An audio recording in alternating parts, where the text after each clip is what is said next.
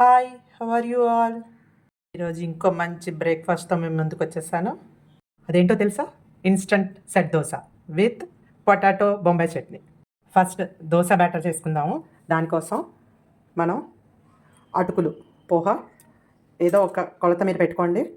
మీరు ఎంతమందికి చేస్తారో దాన్ని బట్టి నేను ఈ గ్లాస్తో తీసుకుంటున్నాను. ఒక గ్లాస్ పోహా, దాంట్లోనే ఒక గ్లాసు సుజీ అంటే గోధుమ రవ్వ, మనం ఉప్మా చేసుకుంటాం కదా, అది సేమ్ క్వాంటిటీ ఒక గ్లాసు. అండ్ ఇందులోనే ఏ గ్లాస్తో అయితే తీసుకున్నామో పోహా, అదే గ్లాస్తో పెరుగు కూడా తీసుకొని కొంచెం వాటర్ వేసుకొని కలిపేసుకుందాం. కొంచెం వాటర్ వేసుకొని కలిపేసుకొని ఒక్క 10 నిమిషాలు పక్కన పెట్టేసుకుందాము. ఈలోగా మనం కర్రీ చేసుకుందాం. ఆలూ బొంబాయి చట్నీ కోసం ఫస్ట్ ఆలూని బాయిల్ చేసేసుకుందాము. బాయిల్ చేసుకొని దాన్ని పీల్ చేసి పెట్టుకుందాం.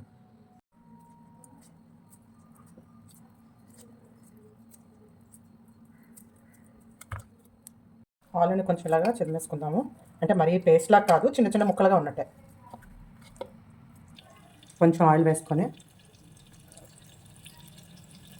అందులో ఆవాలు, జీలకర్ర, కొంచెం శనగపప్పు, ఒక 3 పచ్చిమిర్చి, కొంచెం కరివేపాకు, అలా ఆనియన్స్ కొంచెం వేసేసి దాన్ని వేసుకుంటాం.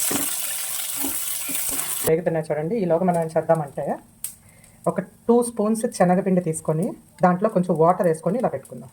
2 స్పూన్స్ చాలు. ఇది 2 స్పూన్స్ శనగపిండి. ఓకే అండి, ఇది పక్కన పెట్టుకుందాం.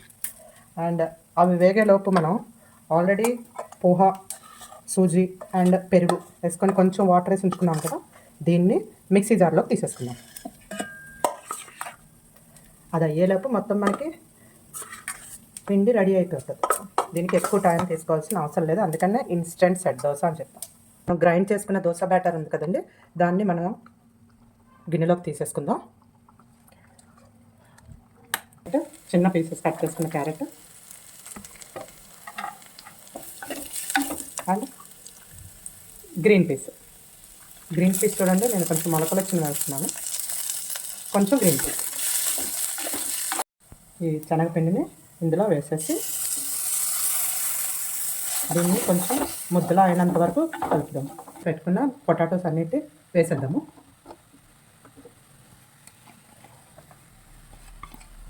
వేసేసి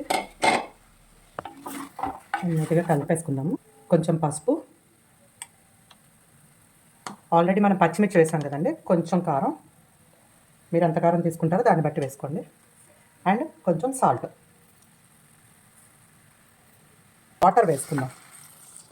చూడండి, అది మునిగినంత వరకు కొంచెం. ఇది మనకి కర్రీలాగా రావాలి కదా, అందుకని కొంచెం వాటర్ వేస్తున్నాం.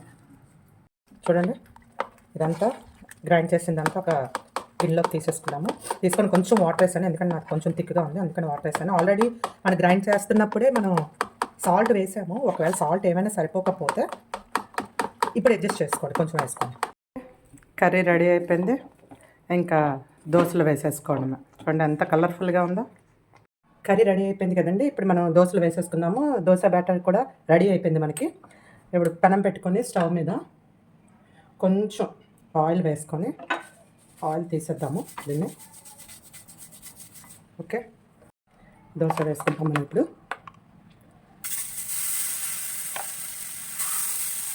చిన్నగా వేసుకోండి, పెద్ద దోశలు కాబట్టి పెద్దగా అక్కర్లేదు.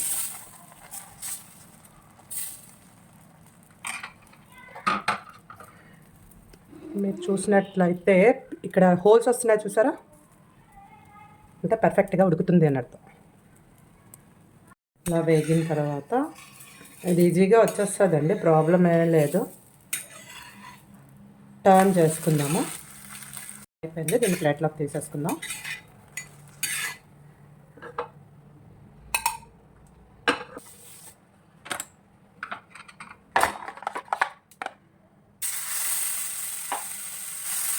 ఇవి చిన్నగా వేసుకోండి.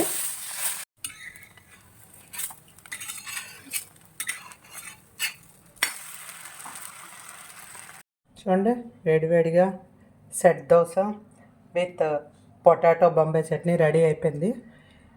ఇంకా పిల్లలు ఎప్పుడైనా అడిగినప్పుడు అయ్యో ముందు చెప్పొచ్చు కదా, నైట్ నానబెట్టాలి కదా పప్పు, నేను ఎలా దోశ వేయాలి అని అనవలసిన అవసరం లేదు.